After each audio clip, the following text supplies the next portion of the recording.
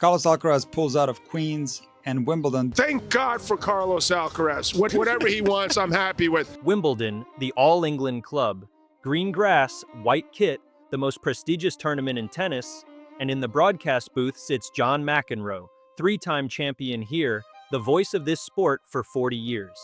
He's looking at the draw, and for the first time since 2021, a name is missing from it. Carlos Alcaraz, the two-time defending era champion, gone, and McEnroe, live, on air, a man who has seen everything tennis has to offer, can't keep the disappointment out of his voice.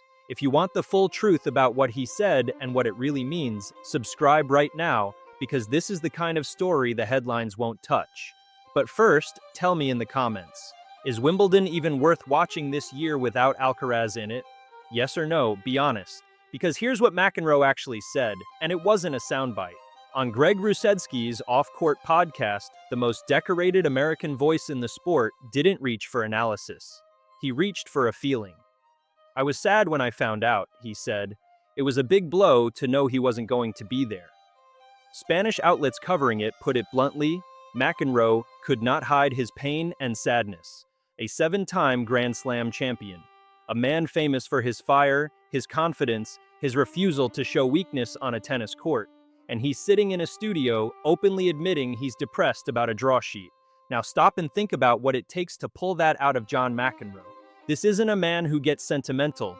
This isn't a man who hands out praise cheaply. He spent 40 years being the sharpest, most ruthless analyst in the booth. So when he looks at Wimbledon without Carlos Alcaraz, and the first word he reaches for is depressed, that's not about missing one player for one fortnight. It's a signal, a warning almost, about something happening underneath the surface of this sport that nobody in an official capacity wants to say out loud. Because what McEnroe couldn't hide wasn't just sadness, it was the truth about how fragile tennis has quietly become, and how much of its entire future is now resting on one 23-year-old's injured right wrist. Start with the full weight of what McEnroe said, because the clips only caught half of it. On the Off-Court podcast, he laid it out completely. Alcaraz is the best representative we have in our sport in terms of everything he contributes and brings to the table. Losing him hurts a lot. Then, the part that lingers.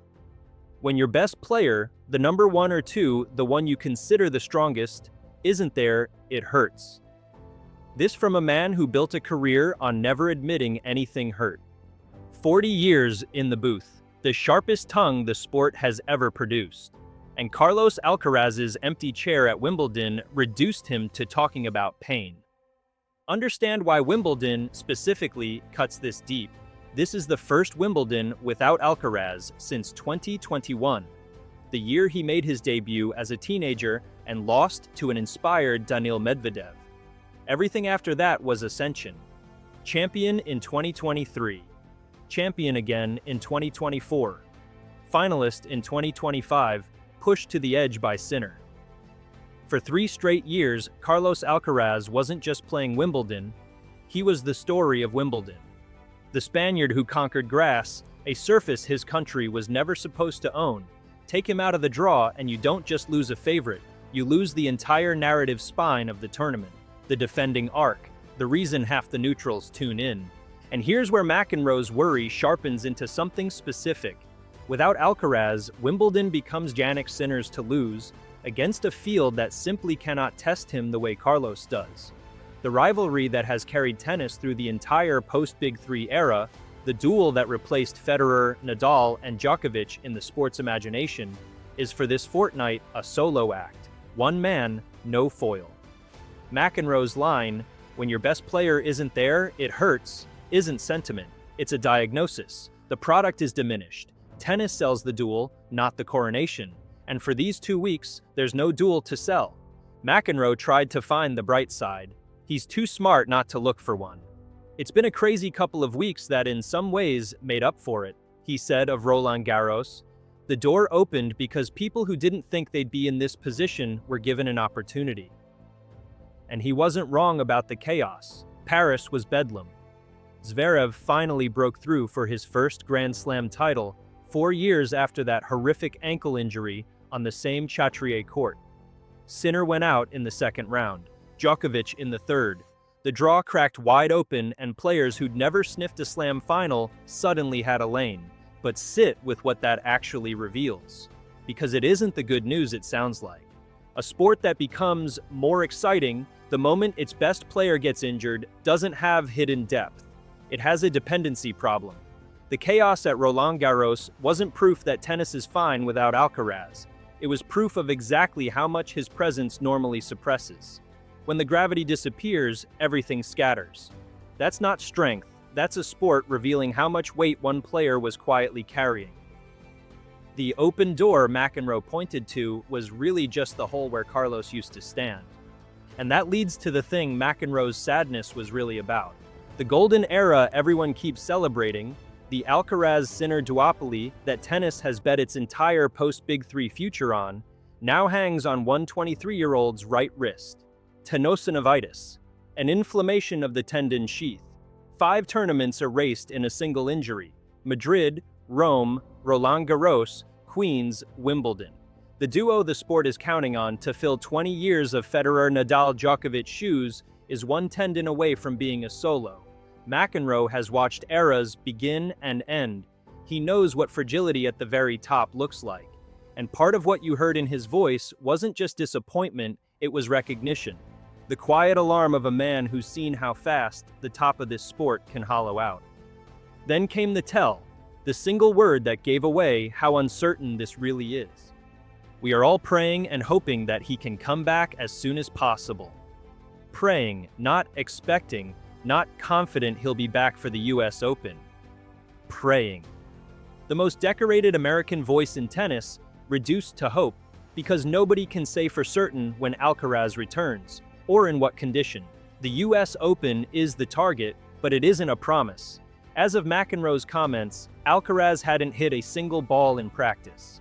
When McEnroe prays instead of predicts, that's not optimism. That's a man who knows he doesn't know. Now the honest counterweight, because this story needs it. McEnroe genuinely meant the silver lining. The breakthrough moment for lesser-known players was real, and it was good for them and good for the depth of the tour. Tennis has survived absences before.